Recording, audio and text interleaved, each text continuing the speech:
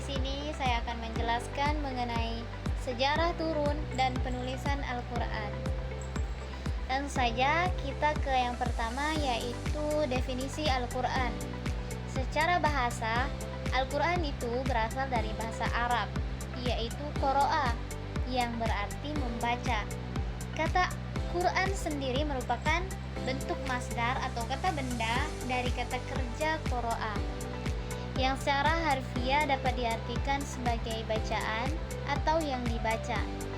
Kemudian menurut istilah, Al-Quran itu adalah kalam Allah Subhanahu wa Ta'ala yang diturunkan kepada Nabi Muhammad SAW melalui perantara malaikat Jibril dengan menggunakan bahasa Arab, yang mana turunnya secara berangsur-angsur, lafaznya mengandung mukjizat, bacaannya bernilai ibadah, yang tertulis di mushaf dari awal surah Al-Fatihah sampai akhir surah An-Nas. Baik, selanjutnya ke proses penurunan Al-Quran. Di sini proses penurunan Al-Quran itu menandai lahirnya syariat baru dalam agama Islam, yang merupakan penyempurna agama-agama tauhid sebelumnya. Al-Quran tidak diturunkan sekaligus, melainkan secara bertahap sesuai ketentuan Allah, yang menyebabkan variasi dalam jumlah dan panjang ayat atau surah.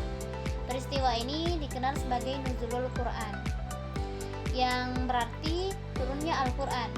Adapun secara istilah, Nuzulul Quran itu merujuk pada pemberitahuan Allah tentang Al-Quran kepada seluruh penghuni langit dan bumi dalam berbagai aspek. Nah, teman-teman, di dalam proses penurunan Al-Quran ini terdapat kronologis penurunan Al-Quran Al-Karim, yang mana diturunkan oleh Allah Subhanahu wa Ta'ala kepada Nabi Muhammad SAW dalam 3 fase. Yang pertama ada penyampaian Al-Quran dari Allah kepada Lauh Mahfuz, yang kedua turunnya Al-Quran ke langit pertama, dan yang ketiga Al-Quran diturunkan dari Baitul Izzah kepada Nabi Muhammad SAW. Nah, yang pertama itu menyampaikan Al-Quran dari Allah kepada Lauh Mahfuz. Maksudnya di sini adalah yang mana merupakan tempat terpelihara di mana Al-Quran pertama kali ditulis.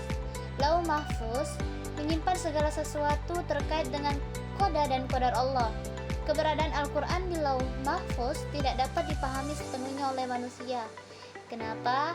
Karena Lauh Mahfuz berada di alam yang tidak terjangkau. Manusia tidak diharuskan mengetahui cara penyampaian Al-Quran ke Lauh Mahfuz, tetapi manusia wajib mengimaninya sebagai bagian dari keyakinan dalam agama. Kemudian yang kedua, turunnya Al-Quran ke langit pertama. Turunnya Al-Quran ke langit pertama ini sekaligus dan disimpan di Bait Al-Izzah yang terletak di langit dunia.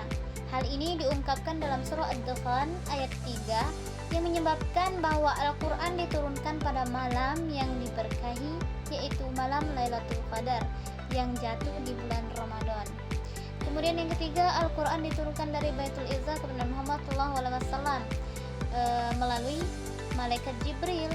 Proses ini berlangsung secara bertahap sesuai kebutuhan, seringkali merespon pertanyaan sahabat Nabi atau menjelaskan situasi tertentu. Nah, teman-teman, proses wahyu terjadi dalam 2 periode. Yang pertama periode Makkah, yang kedua periode Madinah. Nah, di periode Makkah ini terjadi pada 610 sampai 622 Masehi atau selama 12 tahun, yang mana dimulai pada malam 17 Ramadan.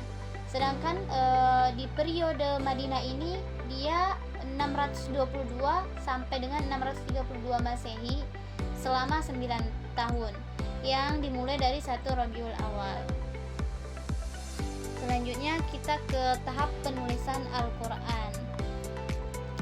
Nah, tahap penulisan Al-Quran pada masa Nabi Muhammad SAW ini ada 2. Yang pertama penulisan Al-Quran pada masa Nabi Muhammad SAW, dan yang kedua penulisan Al-Quran pada masa Khulafaur Rasyidin.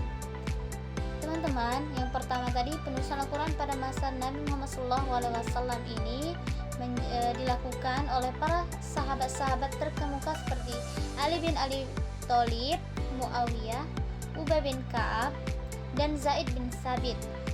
Setiap kali ayat baru turun, Nabi memerintahkan mereka untuk menuliskannya dan menunjukkan tempatnya dalam surah. Penulisan ini tidak hanya di atas lempengan, tetapi juga harus sesuai dengan hafalan para sahabat. Selain itu, sahabat juga menulis Al-Quran secara mandiri di berbagai media seperti pelepah kurma, batu, dan kulit. Tetapi tulisan-tulisan ini belum terkumpul dalam satu mushaf. Kemudian tahap yang kedua yaitu penulisan Al-Quran pada masa Khulafaur Rasyidin. Nah, pada masa Khulafaur Rasyidin, Abu Bakar setelah peperangan Yamamah yang mengakibatkan banyak penghafal Al-Quran gugur, Umar bin Khattab menyusulkan pengumpulan dan pembekuan Al-Quran. Nah, Zaid bin Sabit ditugaskan untuk mengumpulkan lembaran-lembaran Al-Quran dari berbagai sumber. Setelah Abu Bakar wafat, lembaran tersebut disimpan oleh Umar dan kemudian oleh Hafsah binti Umar. Namun, perbedaan cara pembacaan Al-Quran di berbagai wilayah menimbulkan masalah. Utsman bin Affan kemudian meminjamkan lembaran Al-Quran dari Hafsah untuk disalin menjadi beberapa mazhab. Setelah itu, ia mengirim salinan tersebut ke berbagai wilayah dan memerintahkan pembakaran mushaf lainnya untuk menyatukan dialek pembacaan yang dikenal sebagai Mushaf Utsmani. Oke, selanjutnya hikmah diturunkannya Al-Quran secara berangsur. Di sini kita dapat menyimpulkan ada 8 hikmah penting turunnya Al-Quran. Yang pertama, menguatkan hati Nabi. Yang kedua, mukjizat kenabian. Yang ketiga, memudahkan penghafalan. Yang keempat, pendidikan umat. Yang lima, menghapus tradisi jahiliyah. Yang keenam, menjawab problematika. Yang ketujuh, nasik dan mansuk. Yang kedelapan, dakwah dan pembentukan umat. Nah, teman-teman, maksud dari yang pertama yaitu menguatkan hati Nabi. Di sini menjelaskan bagaimana memberikan kekuatan kepada Nabi Muhammad SAW dalam menghadapi tantangan dan kesulitan. Kemudian yang kedua, mukjizat kenabian. Di sini menjadi bukti mukjizat yang menjawab tantangan orang kafir dan menguji kenabian Nabi. Yang ketiga, memudahkan penghafalan, yang mana di sini membantu Nabi dan umat dalam menghafal Al-Quran secara bertahap. Yang keempat, pendidikan umat. Di sini meningkatkan pemahaman dan pendidikan umat Islam. Yang kelima, menghapus tradisi jahiliyah, maksudnya menghilangkan praktik jahiliyah secara bertahap dan menggantinya dengan ajaran Islam. Kemudian yang keenam, menjawab problematika. Di sini maksudnya adalah menyajikan solusi sesuai dengan kondisi dan tantangan yang dihadapi masyarakat. Yang kedelapan, nasik dan mansuk. Yang mana di sini menjelaskan mengenai konsep nasik dan mansuk dalam hukum Al-Quran. Dan yang terakhir, dakwah dan pembentukan umat, yang menjelaskan bahwa memberikan dampak besar dalam proses dakwah dan pembentukan komunitas muslim. Baiklah teman-teman, mungkin ini saja yang dapat saya jelaskan. Apabila ada salah kata, saya mohon maaf. Kepada Allah saya mohon ampun. Wabillahi taufik wal hidayah. Wassalamualaikum warahmatullahi wabarakatuh.